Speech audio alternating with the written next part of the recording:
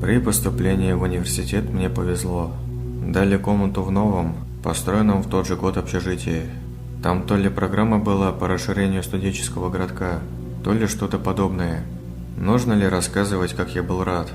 Вместо холодных, продуваемых всеми сквозняками коридоров, обшарпанных стен и загаженных душевых, мне досталось место в блоке на 4, со своим душем и кухней. Плюс ко всему еще и с новой мебелью и отличным ремонтом. Приятным бонусом стала белая зависть большинства одногруппников, вынужденных ютиться в старых, едва ли не аварийных комнатах. Меня поселили на 6-й этаж с 3 такими же зелеными сопливыми первогруппниками, и первые месяцы жизнь была по-настоящему прекрасна. Стипендия, пусть небольшая, приходила исправно. Немного помогали родители, да и сам я довольно быстро нашел подработку. Ретушировал в промышленных масштабах фотографии для всяких онлайн-магазинов. С соседями сошлись быстро, а потому в наших комнатах стоял вечный чат кутежа. Проблемы начались в ноябре. Антон, мой сосед по комнате, обнаружил на кухне небольшую трещину в стене.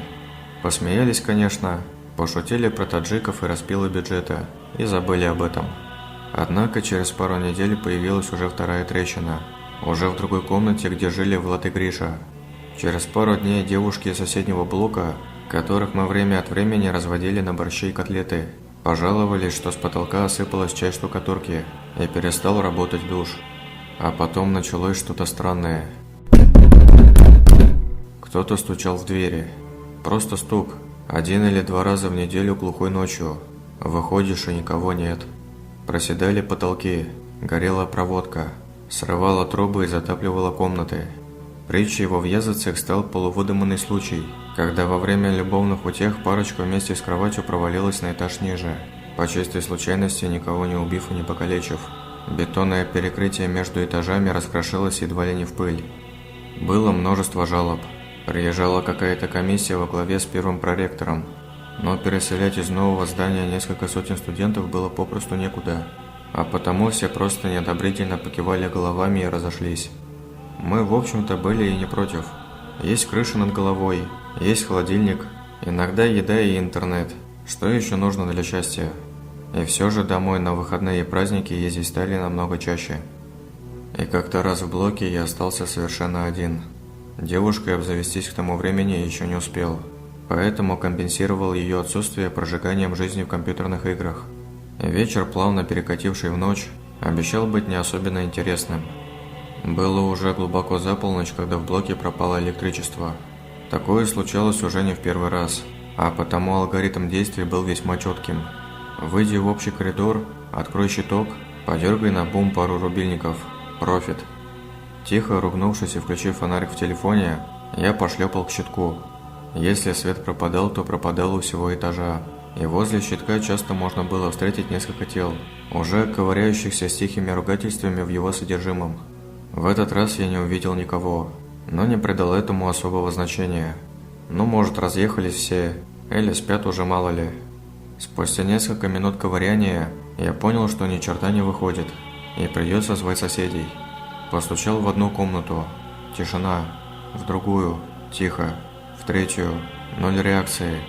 Постепенно, обходя все комнаты на этаже и не получая ответы, я дошел до двери в небольшой чулан, где уборщицы хранили свои ведра и тряпки, и где по совместительству находилась водяная развязка или что-то в этом роде. Дальше был только лифт. Со злости я ударил кулаком по двери и направился к своему блоку. Кто-то постучал в ответ с той стороны чулана. В первую секунду я едва не наложил штаны. Потом немного успокоился, списав все на злость и недосып. Стук повторился. Теперь стучали увереннее и настойчивее с равными интервалами. При этом сила ударов с каждым разом все больше и больше увеличивалась. Кто-то или что-то колотило с той стороны, дергало ручку в попытках вырваться наружу. Затем начало скрестись. Я не стал дослушивать симфонию стуков и скрипов, и, едва не потеряв по дороге тапки, рванул в комнату. Едва успев захлопнуть дверь и повернуть ключ, я ясно услышал, как с треском разломилась дверь в чулан. Метнувшись в свою комнату, я закрыл вторую дверь и стал лихорадочно обдумывать пути отхода. Не придумав ничего лучше, открыл окно и посмотрел вниз. Падать было далеко и страшно, но если зацепиться за карниз... дверь нашего блока постучали. Негромко, но настойчиво. Я вылез на подоконник и затих, думая о том, что если оно выбьет дверь, я просто прыгну. И ничего, несколько секунд и все. Стук повторился. В абсолютной тишине мне казалось, что я отчетливо слышу чье-то хриплое дыхание где-то там за дверью в блок, хотя слышать я его не мог по определению. Прошло несколько минут, показавшихся вечностью. Я услышал едва различимый стук. Что бы это ни было, оно стучало в соседнюю дверь. Я просидел на подоконнике до самого утра, все время ожидая повторного стука. Только раз отважился прокрасться к своему дивану и стянуть с него сигареты. Утром приехал Антон. С удивлением обнаружив меня замерзшего и продрогшего у открытого окна, он бросил на пол клетчатые сумки с родительскими гостинцами и поинтересовался, что происходило в общем коридоре.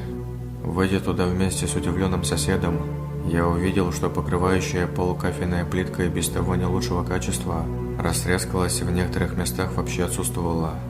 Штукатурка на стенах облупилась и осыпалась, открыв кирпичную кладку, а от электрического щитка отчетливо воняло гарью. Я даже не надеялся, что Антон мне поверит, но рассказал про ночной стук. Тот попытался объяснить это страхом темноты, алкоголем и еще десятком других причин, но заткнулся, когда я показал ему на развороченную дверь чулана. Такое ощущение, что кто-то или что-то сорвало ее с петель, разорвало на несколько частей, как бумажный лист, и бросило на пол.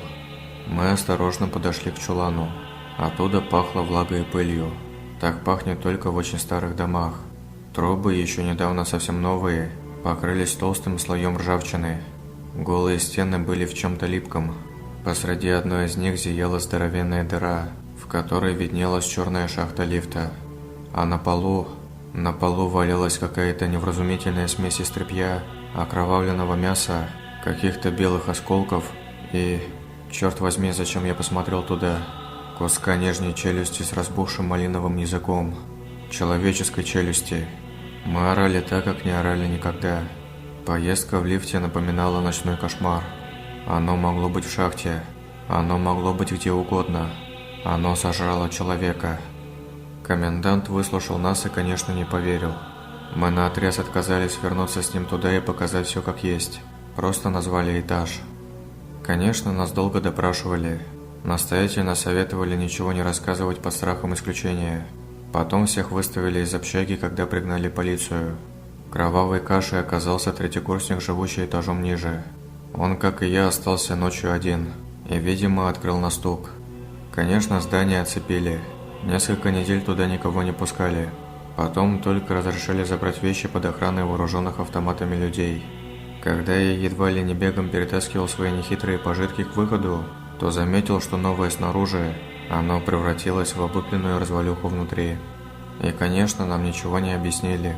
Ходили слухи про огромное гнездо из проводов, которое нашли в одном из подвальных помещений, про лазы и ходы, которые были в здании, про такие же лазы, ведущие к городской канализации, про монстров, упырей, метрокрыс, гулей. Я понятия не имею, что это было. Не хочу знать. Сейчас мы с Антоном снимаем однокомнатную хрущевку недалеко от универа и подальше от общак. Новостройка у нас рядом только одна. Офисное здание, которое сдали в работу всего полгода назад. Говорят, что там какие-то неполадки с проводкой.